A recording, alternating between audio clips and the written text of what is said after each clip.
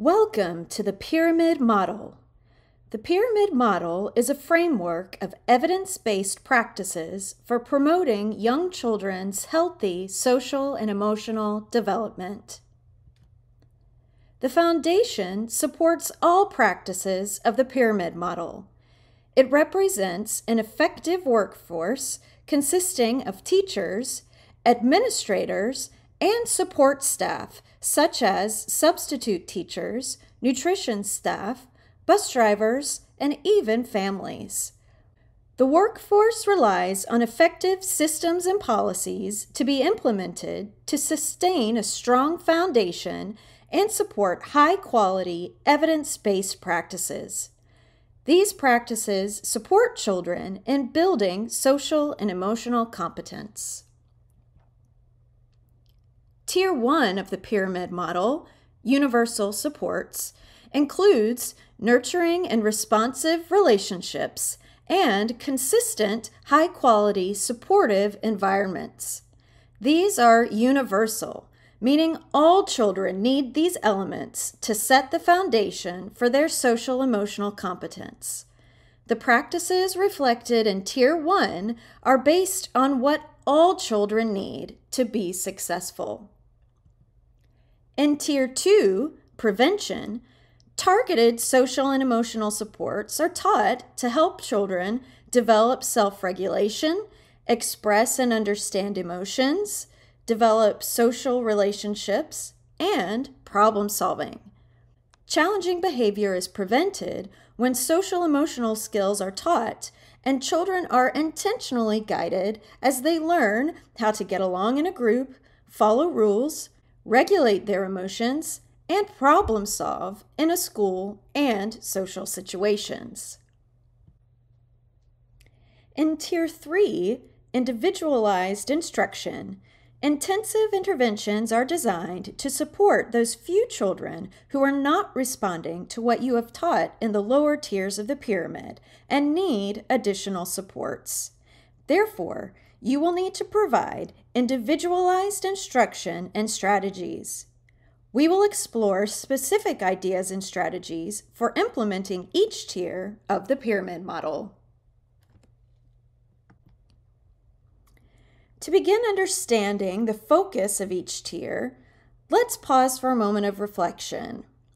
This is about you. Let's consider your overall experience in school. Think for a moment about how often you got in trouble. Don't overthink it, because you probably know. Did you always get in trouble? Meaning, the principal had your mom on speed dial? Were you suspended or in detention often? Or were you sometimes in trouble? You talked too much, you were late for class, you were told often to get in line, but then you listened. Did you just need reminders? Or were you rarely in trouble? Never say never, because that's probably not possible. But most often you did the right thing and rarely got in trouble. When conducted as a poll, the results of this question are consistent with research findings based on actual accounts in classrooms across the country. Research reflects that 80 to 85% of the population of students rarely get in trouble. Most children will be in Tier 1. Think about the children in your classroom. Most children do the right thing when asked and follow rules and routines well. When you say it's time to clean up, most children clean up. When you instruct children to line up, most will get in line. No one is perfect, but 80 to 85% of your children will follow along most of the time. 5 to 10% of the classroom population will need reminders or attention to get focused, but will easily get back on task when reminded. They just need some additional support. This is where intentional and consistent classroom routines and systems help children to be successful. Tier 2 is also where the focus of teaching specific social and emotional skills prevents challenging behavior. For most of you who reflected that you sometimes were in trouble in school, think about why that occurred and what you needed to get back on track. Did you need help focusing, or did you need clarification of directions? Did you need more consistency throughout the day? And did you need more opportunities to talk because it was difficult to be quiet? This tier helps target those needs and provides a variety of supports to facilitate student success. Finally, research has revealed that 0 to 5% of the classroom population needs some intensive intervention to help them with specific behaviors and social skills. When classrooms effectively implement the practices outlined in tiers 1 and 2, there might still be children that need something extra or different to move successfully throughout the day. For example, Ian needs to hold something during large group gatherings to keep him from leaving the group or touching other children. Claire needs help focusing on one thing during center time because she is overwhelmed. Alex needs several reminders to ask his peers for a toy he wants or to wait his turn. Some of the children that fall into Tier 3 will need specific individualized strategies to address their needs and challenges. This graphic summarizes the researched number of children who fall into each of these 3 tiers and helps us prepare and plan to address the needs of all children in our classroom. These modules will provide you with specific strategies in all tiers. What are the goals of the pyramid model? The goals of the pyramid model are to build social and emotional competence and prevent challenging behavior.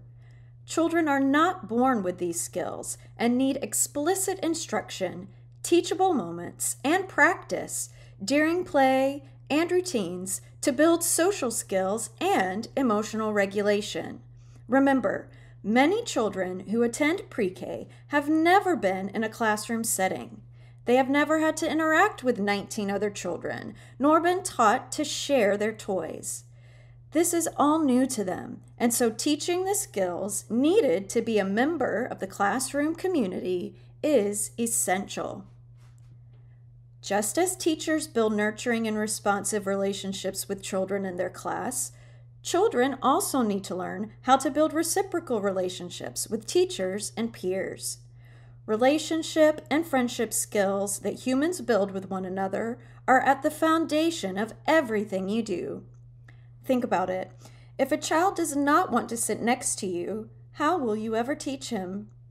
If children spend most of their time in isolation, how will they learn to share, collaborate, or problem solve? Emotional competence comes from first understanding what feelings are, what causes them, and how to express them in a non-hurtful way. Young children have strong emotions, which can lead to strong reactions. Children should not be encouraged to change or hide these feelings, but rather learn how to calm down and choose appropriate responses, or how to seek help when needed. This helps children move toward understanding empathy and the feelings of others. Remember, empathy is a skill children learn by seeing others model it. Children learn to show empathy by experiencing it from those around them. Most challenging behaviors are a result of feelings of anger or frustration. Children who lack understanding of social situations or get easily rattled by changes and challenges may lash out, throw things, disrupt the classroom routine, or even hurt others. An important goal of the pyramid model is to teach children how to regulate anger and control their impulses so that they learn better ways to deal with these strong feelings. Lastly, teachers need to teach children to negotiate conflicts between peers and problem-solve solutions together. Young children are egocentric and often cannot think beyond their own needs, so they need practice seeing both sides of the conflict in order to choose a solution that works best for all. They need trusted adults to guide them in this process. This is a powerful quote that makes a strong point for building nurturing and responsive relationships with children. When you look at children who come out of terrible environments and do well, you find that someone in their lives somehow instilled in them the attitude that they aren't helpless, that they aren't powerless, that they can do something. These relationships don't have to be with a parent. This can be any caring adult, such as a teacher, grandparent, or neighbor that has a significant positive influence in the child's life. You can make a difference. Sometimes a child's teacher becomes the most trusted person in a child's life, and the classroom becomes the child's safe place. Before diving into the individual tiers of the pyramid, let's think about children looking through the lens of trauma. Often, challenging behaviors result from children experiencing long-term trauma or a traumatic event. Statistics show that 1 in 4 children experience trauma or a traumatic event early in life. Trauma is defined as the exposure to a stressful event that is emotionally painful or distressful, which often results in lasting mental and physical effects. Trauma comes in many forms. It is much more than physical or emotional abuse or neglect. There are areas of Georgia that have been devastated by tornadoes and/or bad weather, resulting in homelessness. There are also families that are experiencing issues you may not even be aware of, like divorce or incarceration, or even serious health issues within their families. Nearly 35 million children have experienced at least one type of childhood trauma, and that traumatic stress can interfere with a child's ability to concentrate and learn. Exposure to trauma in infancy and early childhood can seriously delay development of a child's brain and body. Chronic exposure to trauma affects a child's nervous system and the wiring in the brain to a point where it is hard for the child to control outward behavior. In some cases, the child can get stuck on high, meaning they're fidgety, nervous, constantly moving, anxious, manic, and/or angry all the time. In other cases, the child may get stuck on low. This looks like being depressed, tired all the time, lethargic, or even numb. You might find them hiding in the corner, laying down a lot, resting their head on the table while working, and just not interested in anything. There are some children that oscillate between the two. Some days they're very high, and other days very low and depressed. It is important to consider these signs in order to think about what the child needs. If you blame the child for fidgeting and moving constantly as a challenging behavior, you may miss the opportunity to support a child who is experiencing ongoing trauma and provide him with strategies to build his self-esteem to help him become successful. Another reason the teacher-child relationship is critical. Dr. Bruce Perry authored a book entitled What Happened to You? The book helps you think about changing your perspective on children with challenging behavior. Instead of looking at children with negative behavior and saying, "What's wrong with you?" ask, "What happened to you?" This puts you in a position of helping the child, not blaming him. Let's watch this interview with Oprah Winfrey. A Correspondent Candid with Oprah Winfrey. Oprah, your story for 60 Minutes this week is about childhood trauma. Mm-hmm. And there's a lot of new science here about trauma-informed care. For For anyone who's dealing with a traumatized child, what can they learn from your story? Well, I think that this story is it is my hope that our story on trauma-informed care will not just be impactful, but will also be revolutionary. It certainly has caused a revolution in my own life. And I was struck by the story because it reminded me of my own childhood growing up in Milwaukee.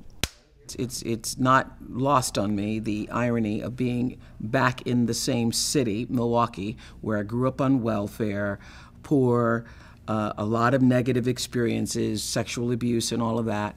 What's the difference between a really bad childhood and being able to overcome that and a traumatic childhood and someone not being able to overcome that? Really, it boils down to something pretty simple. And the answer that Dr. Bruce Perry gives you is relationships. If you also have opportunities to be connected to people in positive ways, that can buffer some of those effects. And as you get older... I'd like to know more about that. What he really means is love. He's a scientist, he's not going to use the word love, but it really is about how you are responded to, valued, trusted, and loved by those around you. So I didn't get it from the people who I felt I should have gotten it from. It can be anybody who cares enough about you to ask the question, what happened to you? Could you trace back in your mind, it was that person who made it? I know exactly who did it. I know exactly the moment I started to feel valued, and for me, it was school. I wanted to be a fourth grade teacher because of Mrs. Duncan. And I haven't seen Mrs. Duncan since then, and Mrs. Duncan is here today. Mrs. Duncan! The moment I felt the most value was in my fourth grade class when Mrs. Duncan said to me, I was the one who was chosen to lead the class and whatever it was. So what was I like? I don't really remember. I do remember you. I remember you were such a fluent reader. Well, if I had had a class full of students like Oprah, I would have been floating on air. Mrs. Duncan instilled in me this sense of believing that I mattered. And that is what every human being is looking for. When you first heard that I had done something in life, did you know that it was me? Yes, I kept up with you without your being aware of it. And it was Mrs. Duncan who helped heal you? For me, yes. Isn't that powerful? This brings us to the idea that you can impact the ability of children to bounce back, heal, and be successful. The term resiliency refers to the child's ability to adapt successfully during stressful experiences. No one wants to be stuck on high or stuck on low, but children in these situations don't know how to manage strong feelings, recover, and rejoin the group. Resiliency, or the ability to overcome, is influenced by positive adult-child relationships, which help create new pathways in the brain. As stated earlier, when children are in the midst of ongoing trauma, the brain is rewired, and children react based on stress and fear.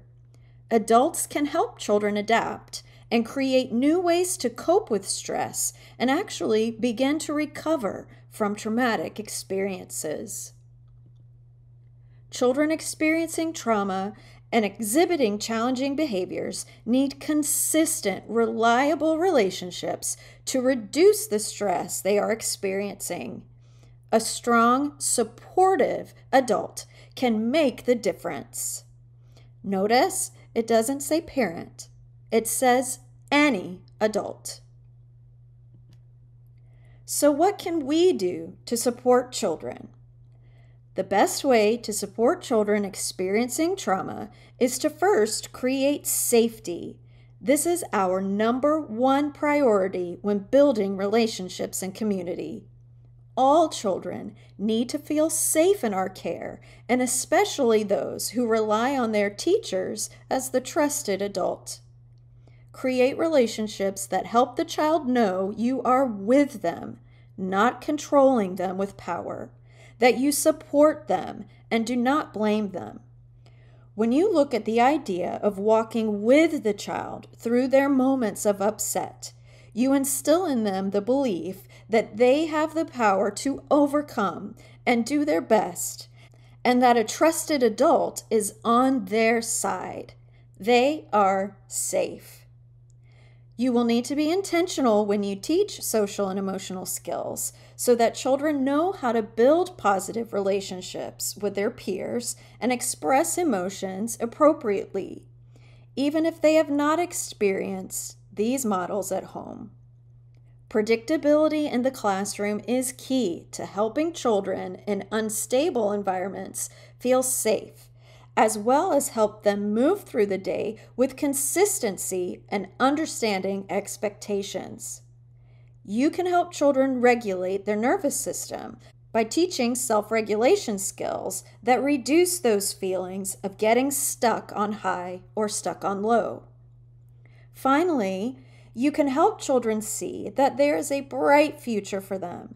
They can overcome adversity. You can give them hope that things will change and that they are strong and worthy. Think about the children in your classroom. Do you have children that look like this? The child that doesn't make friends easily and needs a lot of support from you? The child who cries a lot and throws temper tantrums? The girl who gets angry when she doesn't get her way? You may have someone who has trouble controlling his emotions and hits other children. Or you may have a few students who have a hard time sitting in large group and they disrupt the rest of the class. Perhaps you have other challenging behaviors for which you need specific strategies.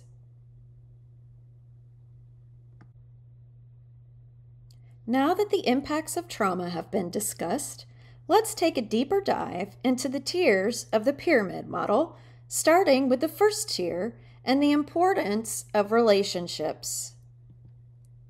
As the pyramid model indicates, relationships are the foundation of everything in the classroom. Nurturing and responsive relationships are critical to children's social and emotional development and the heart of your classroom community. Think about the importance of those two words, nurturing and responsive, and what they mean to you. There are 3 different relationships we intentionally support in the classroom: teacher-child, peer-peer, adult-adult. As a new teacher, it is important to note that all of these relationships are important.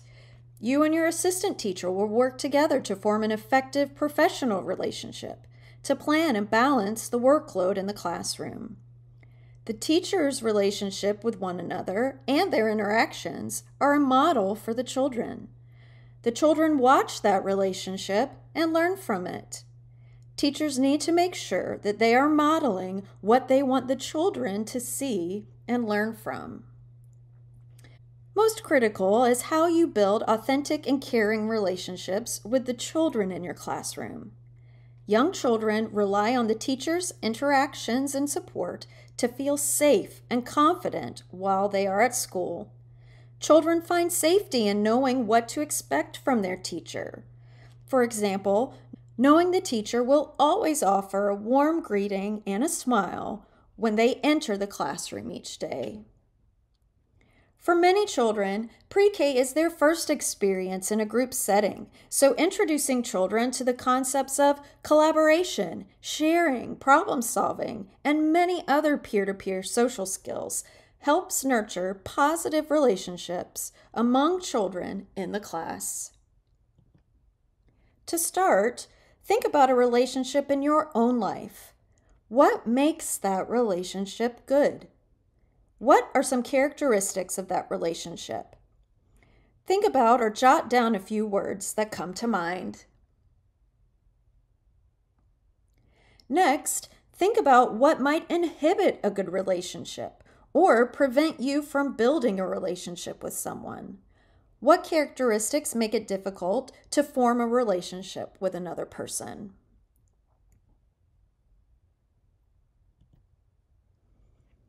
Now let's translate those ideas to relationships in the classroom.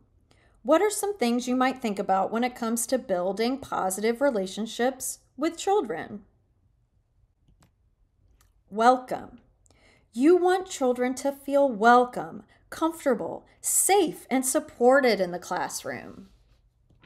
Recognition. Find ways to acknowledge children's efforts and accomplishments and see each child for their individual strengths. Respect. Everyone wants to feel respected, including 4-year-olds, although they might not be able to define it. As a teacher, it is important to recognize we are all not perfect, and children make mistakes too. Respect must be modeled for children. They learn how to treat others with respect from being treated with respect. Just like with adults, respect is earned from how you treat others. This includes children. Active listening. This is a skill we all constantly work on. When you really listen to children, remember to take a pause, listen intently, show interest with facial expressions, and give feedback. Many times, you can learn and incorporate children's ideas for the benefit of the class. Learn to appreciate that there may be a difference of opinion or perspective, and encourage children to speak their mind in appropriate ways. Consistency. Children thrive on knowing what to expect. What comes next? How does this look in a classroom every day? You can build the sense of predictability and consistency when you do what you say you are going to do. Children need to know their teacher is dependable and will always do what she says. Children need to know you are happy to see them and that they are valuable members of the classroom community. Use phrases that convey authentic enthusiasm for each child as they arrive, such as, "I'm so happy to see you today, Jimmy." "I'm so glad you came to school today, Joanne." "I missed you yesterday. I'm glad you're back, John." A smile goes a long way towards that authenticity, and children can read your facial expressions and body language. When you smile, you will notice children smiling back. Think about children that are experiencing trauma or perhaps just a stressful morning. When children don't have to worry about the mood their teacher is going to greet them with, a whole layer of stress is eliminated. Children need to know their classroom is consistently warm and welcoming. Another way to think about the authenticity is to use sincere and meaningful words directed at the individual child. As you get to know and understand more about your children and what is happening in their world, you can begin to incorporate those ideas into how you greet and interact with children throughout the day.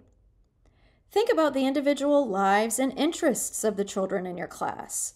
You may greet them with questions such as, "Did you have a good time at Grandma's last night? What did you do?" Or, "Tell me about that birthday party you went to on Saturday. What happened?" Or, "Imani, how was your soccer game last night?"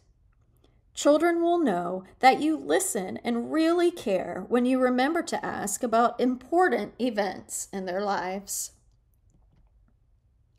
Children who exhibit challenging behaviors need these relationships even more, but difficult behaviors often inhibit supportive relationships.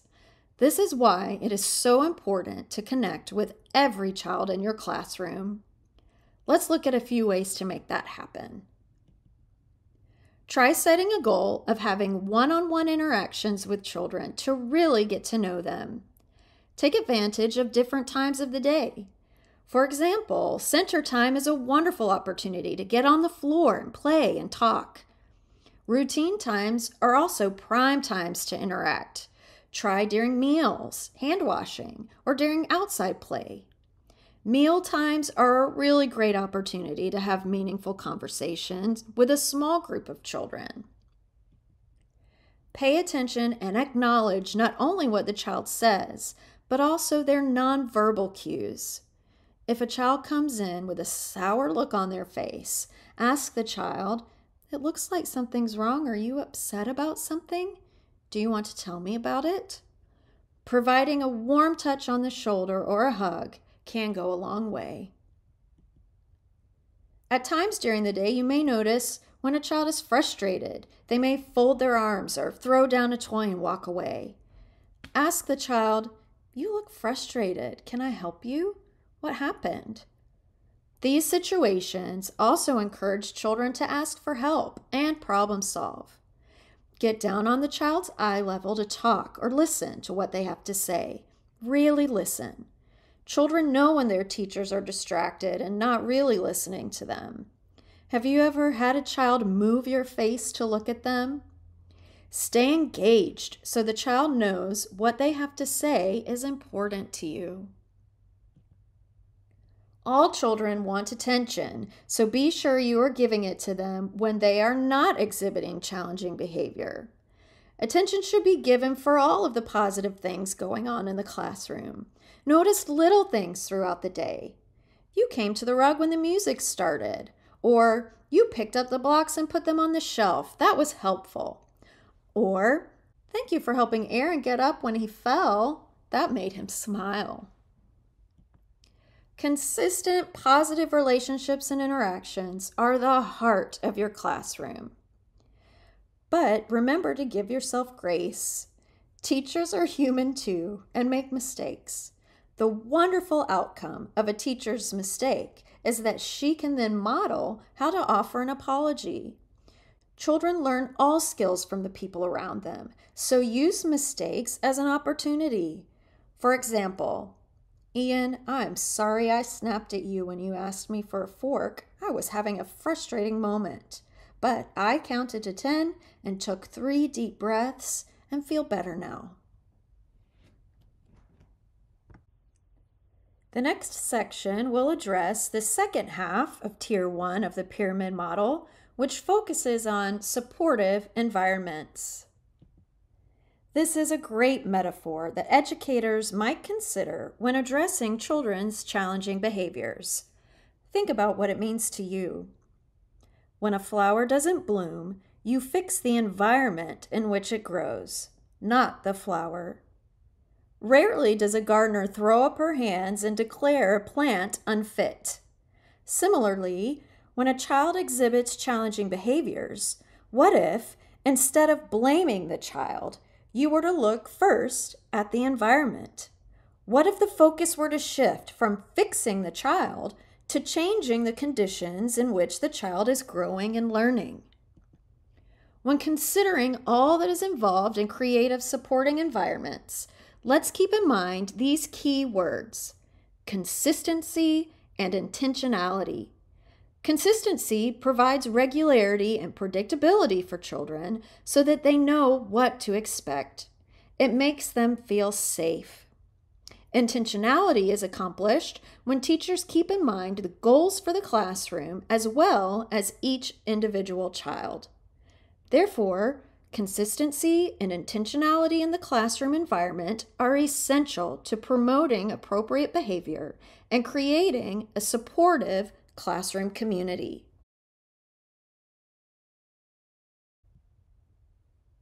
The classroom design and environment sets the stage for a successful classroom community. Let's discuss elements that help build community and therefore encourage social skills and appropriate behavior.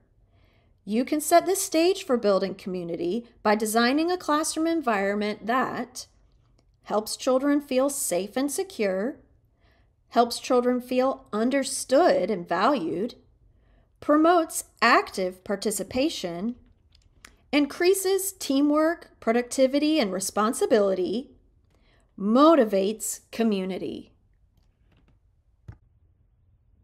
When laying out the classroom design and observing how children use the environment, it is important to ask yourself some questions that will help you evaluate how well the room is working to send clear messages about how you and the children use the space. Ask yourself, is your classroom inviting, welcoming with a home-like feel? Is there a clear entry and pathways to each area? Is your large group area able to accommodate all of the children? You want an area large enough to prevent crowding and allow plenty of space for children to sit comfortably, as well as dance and move safely when it is time.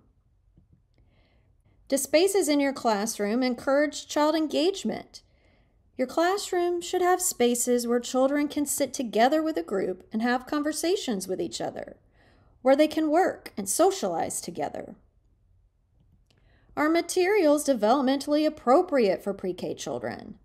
Pre-K classrooms should have a variety of materials that are versatile, open-ended, and offer a varying level of challenge for young children, depending on their interests and abilities. Are centers relevant, meaningful to children, and based on their interests? Centers should be engaging and meaningful and based on children's interests, abilities, and culture. Watch how children play. What are they drawn to, and what may not be as interesting to them? This will tell you how to make modifications or additions to the classroom materials.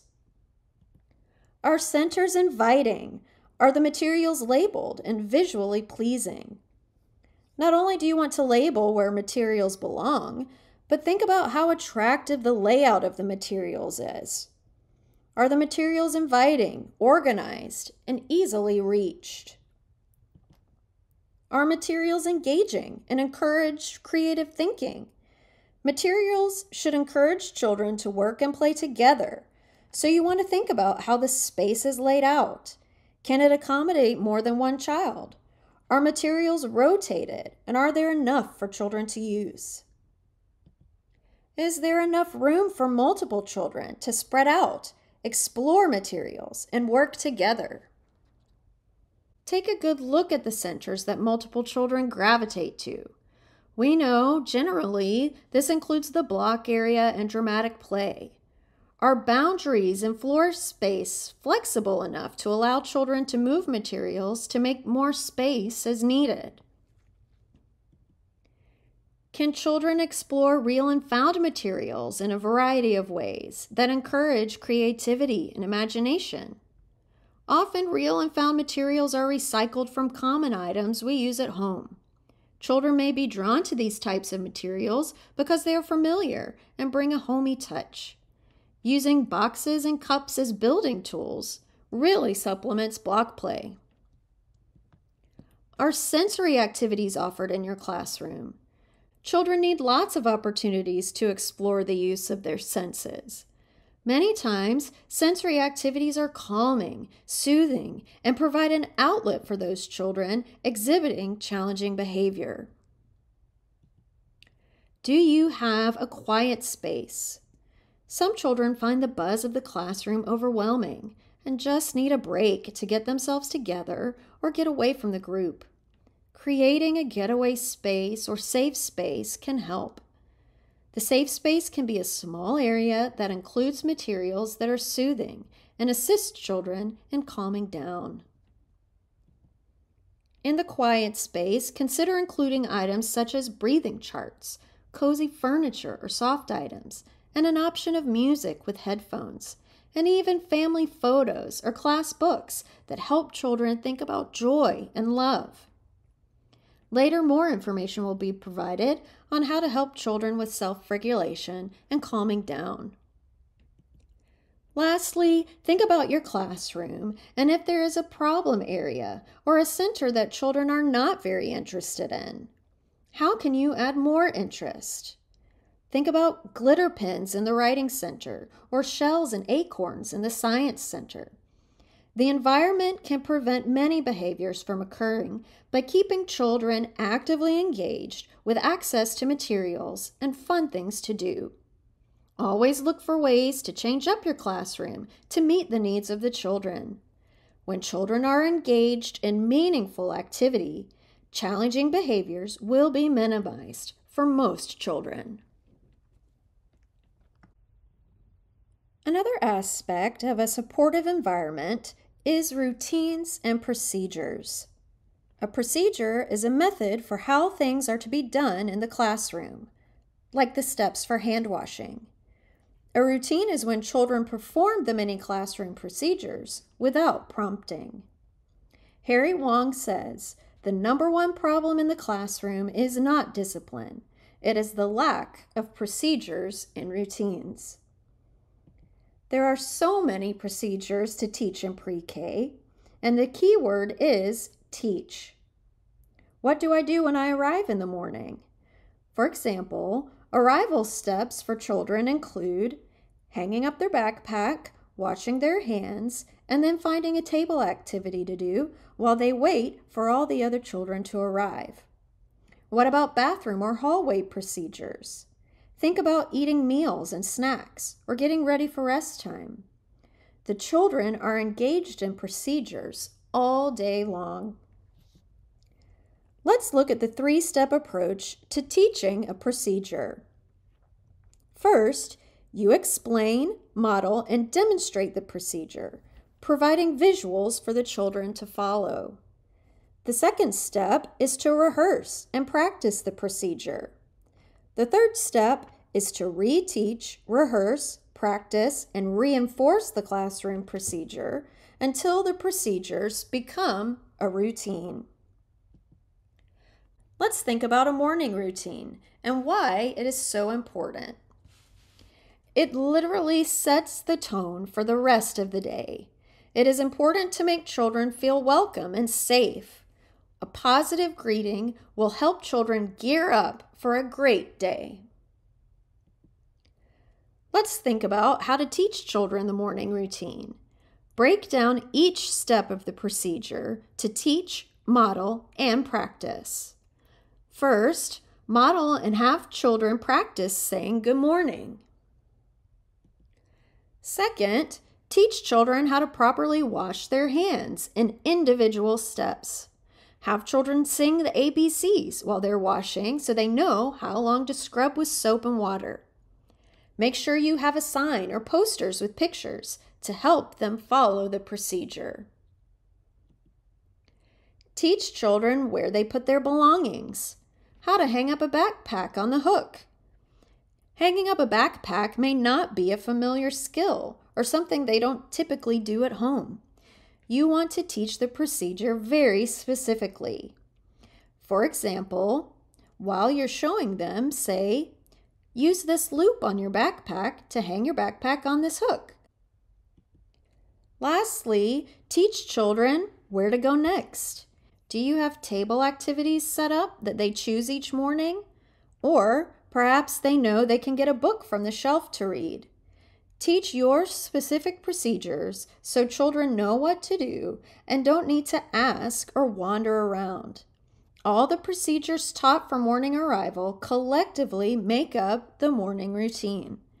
Some children will quickly learn the procedures and be able to move through the morning routine independently. Other children will need support to remember the steps of the procedures that make up the morning routine. Be prepared to support all children as you teach this and then reteach procedures and routines throughout the year. Best Practices has a variety of posters and scripted stories on the website to use as visuals. They are embedded in the Off to a Good Start lesson plans as well to help teachers understand the importance of using the first weeks of school to teach these important procedures and routines.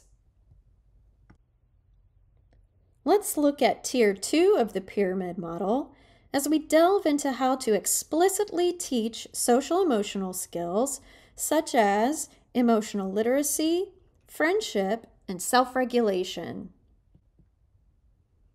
Emotional literacy is defined as being able to identify, understand, and express emotions in a healthy way. Children must be taught to understand emotions and how to act on emotions in appropriate ways. Breaking down emotional literacy further, think about the specific skills to be taught and modeled for children. Children need practice recognizing their own feelings first. What does it feel like when I'm sad? Or how do I understand when I'm getting angry? Relating to others' feelings.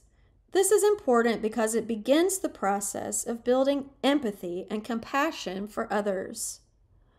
Understanding how people feel differently about things. For instance, not everyone is happy about a petting zoo coming to the school. Maybe some children are scared or nervous.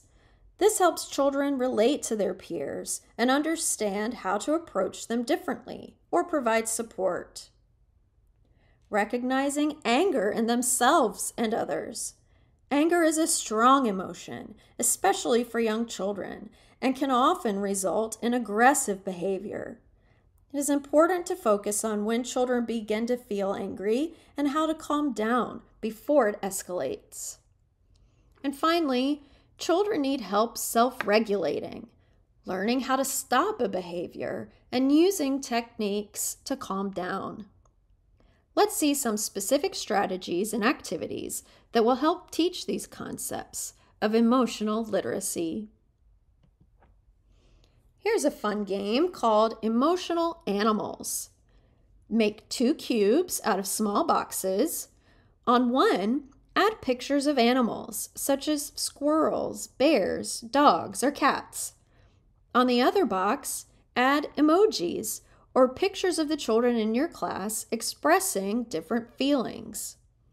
Roll both boxes, then ask the children to act out what that animal might look like if they were feeling that emotion. For instance, what does a delighted squirrel look like? Or what might the squirrel be delighted about? Checking emotions is a good way to address any strong feelings as children arrive each day. After a holiday break, ask the children how they feel about coming back to school. The child can write their name on a sticky note and put it on the board under the correct feeling. Later, the teacher can review the board with the children and discuss how the group is feeling. Count how many children placed their name under each emotion, and perhaps ask the children to identify why they chose that emotion. Another way to do an emotional check-in upon arrival is emoji feeling faces. The templates for these various emojis can be found on the Best Practices website and downloaded to clear stickers or labels. Attach the emojis to Duplos, Legos, or small blocks. On another set of Duplos or blocks, attach or write the children's names. When they arrive, ask them to find their name and the emoji that represents how they are feeling, and stack it on top of their name. It's a good idea to add a mirror at this station so children can recognize what they look like when they are feeling those emotions. Check in with individual children as you see their choices. Encourage the children to change their emoji as the day progresses and they experience a change of feelings. Everyone experiences a wealth of emotions throughout each day. Books provide a great opportunity to teach about feelings. Remember to ask children to not only identify feelings, but what would make someone feel this way? What causes the feeling? Then, what to do about it? This is a very important step in understanding how to express emotions in appropriate ways. You can also use puppets and props to act out scenarios in which children may feel various emotions.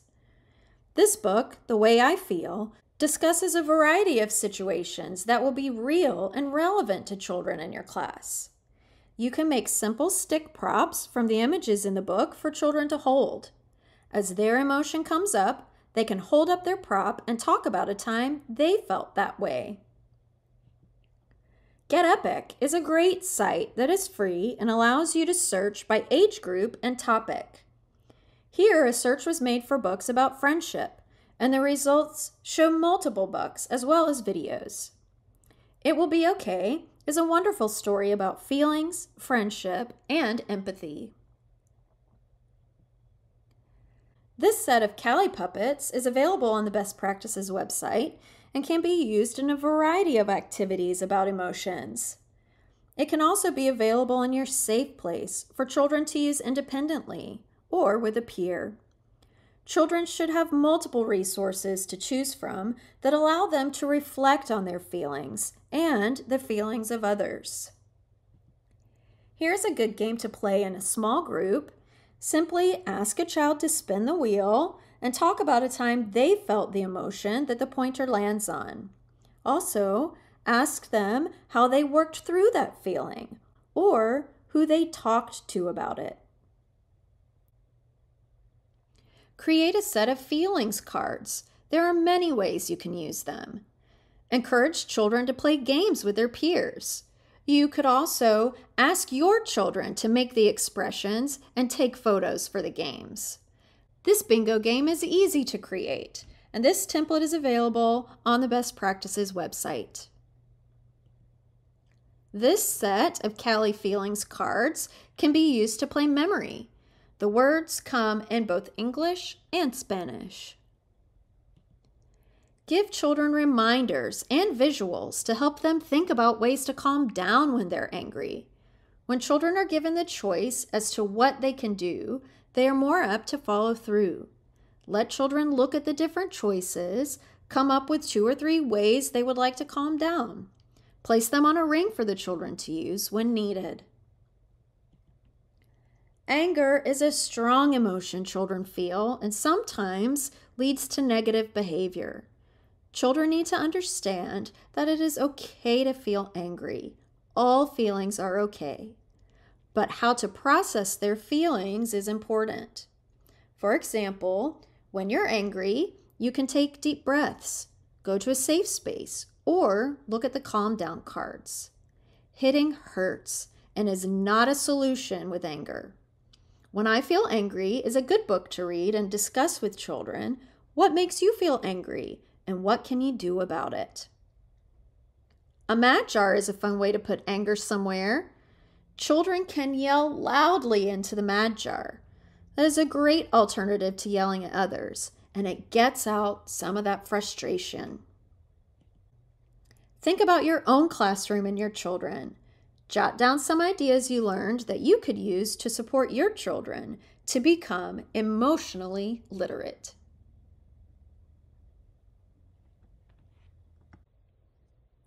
Let's talk about empathy, a skill that needs to be developed over time and is difficult for some pre-K children. 4-year-olds are often egocentric or selfish. This quote says it all. If children are going to develop empathy, they need to see, experience, and practice empathy. The adults in their lives need to model empathy and draw attention to it when they see others showing empathy. A simple explanation of empathy is the ability to recognize how someone else is feeling in any given situation and respond with care.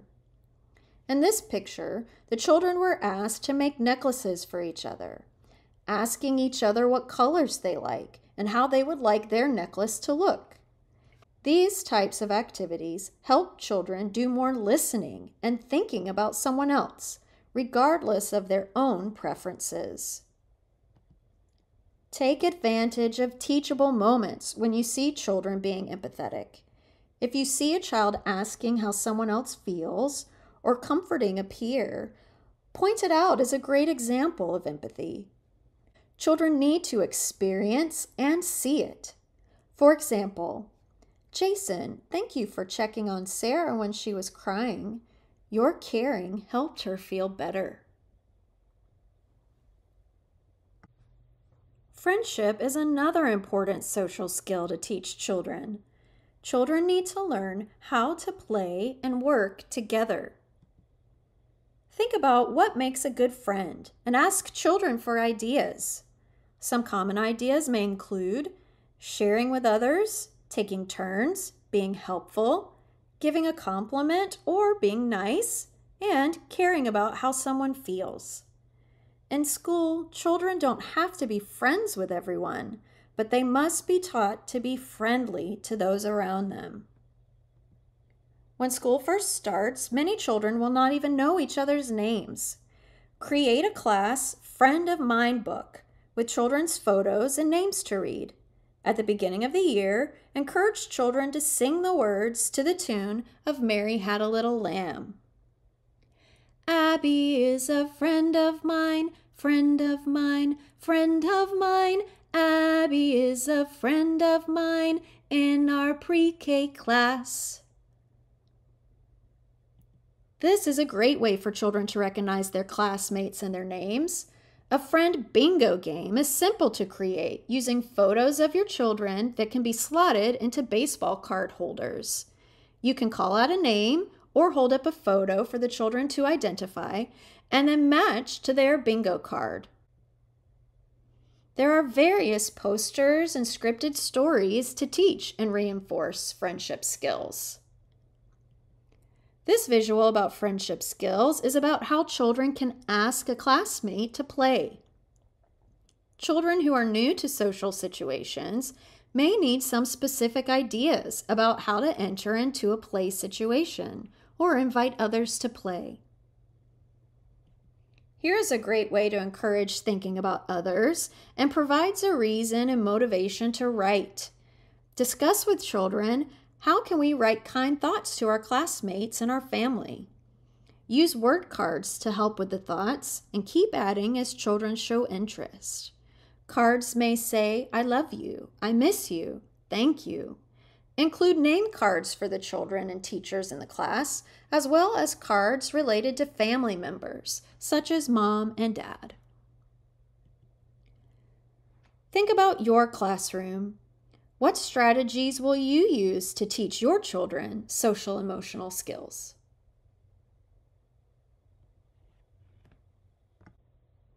This brings us to the third tier of the pyramid model, which emphasizes individualized instruction for 1 to 2 children.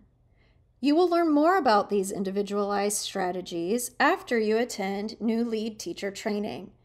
It is important to remember that the individual strategies that some children may need will not work without the first 2 tiers being implemented to fidelity. This means teachers must provide consistent, nurturing, and responsive relationships with every child, create a consistently supportive environment, and teach social skills. Lastly, think about how you can infuse joy, laughter, and fun into your classroom community. As you build individual relationships with children, create a sense of community, belonging, and safety. Think about what laughter and joy can do to help children feel secure, included, and interested in school. There are things you can do informally if you take advantage of those silly, funny, hilarious moments to just join the children in laughter. Make up a silly song. Purposely turn the book upside down or forget your glasses that are already on your head. Introduce children to knock-knock jokes or clean, child-friendly riddles. As a pre-K teacher, you are introducing fun in learning. So sing, dance, march with children to infuse joy in the day. It will make your day fly by and will lift the spirits of the children in your classroom.